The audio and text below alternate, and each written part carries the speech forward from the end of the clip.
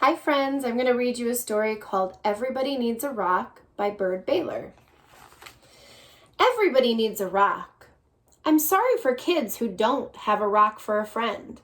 I'm sorry for kids who only have tricycles, bicycles, horses, elephants, goldfish, 3-room playhouses, fire engines, wind-up dragons, and things like that, if they don't have a rock for a friend. That's why I'm giving them my own 10 rules for finding a rock. Not just any rock. I mean a special rock that you find yourself and keep as long as you can. Maybe forever.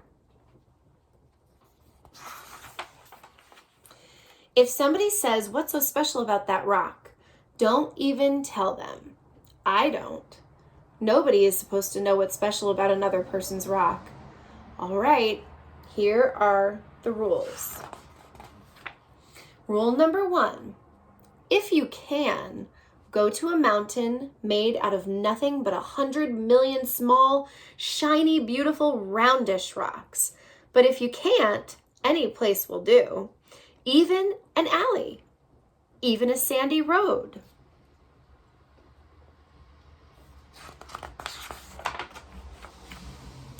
Rule number 2.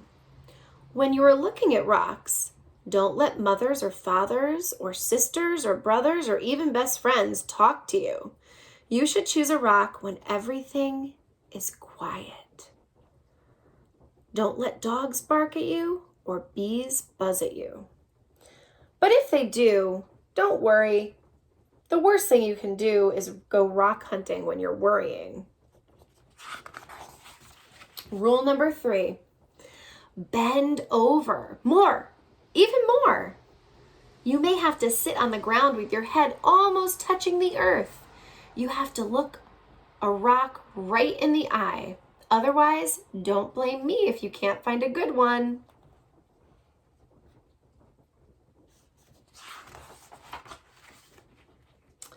Rule number 4. Don't get a rock that is too big. You'll always be sorry. It won't fit your hand right, and it won't fit in your pocket. A rock as big as an apple is too big.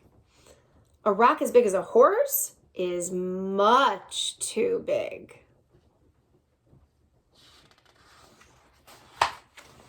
Rule number 5. Don't choose a rock that is too small. It will only be easy to lose, or a mouse might eat it thinking that it's a seed. Believe me, that happened to a boy in the state of Arizona.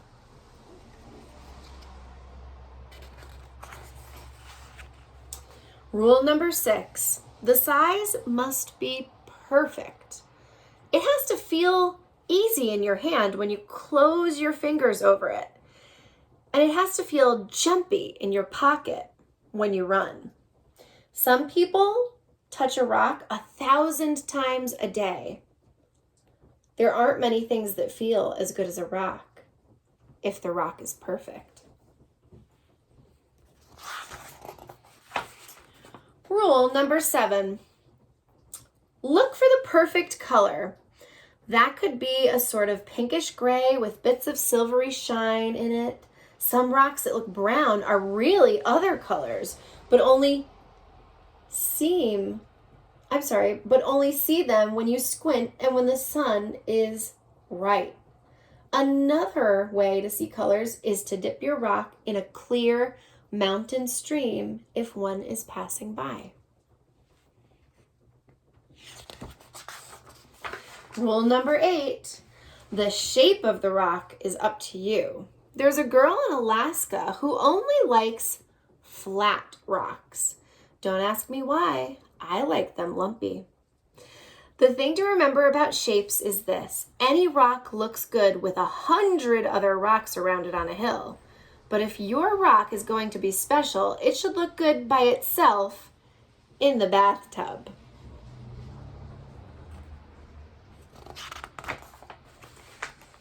Rule number 9. Always sniff a rock. Rocks have their own smells. Some kids can tell by sniffing whether a rock came from the middle of the earth or from an ocean or from a mountain where wind and sun touched it every day for 1,000,000 years. You'll find out that grown-ups can't tell these things. Too bad for them. They just can't smell as well as kids can.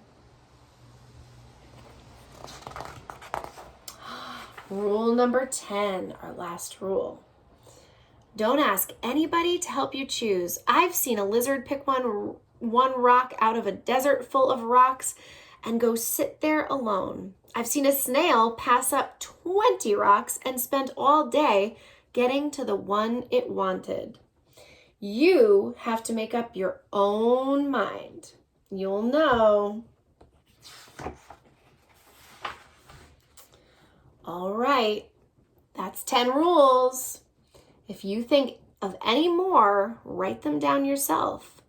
I'm going out to play a game that takes just me and one rock to play. And I happen to have a rock here in my hand. And I happen to have a rock in my hand too.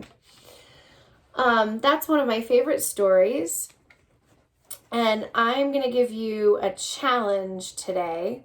Well, it depends on what the weather is like. I would check with your parents first before you do this. But when it's nice out, go out and try to find your own special, just right rock for you. And there are a couple activities that we're going to try this week with the rock that you find. Okay, take care.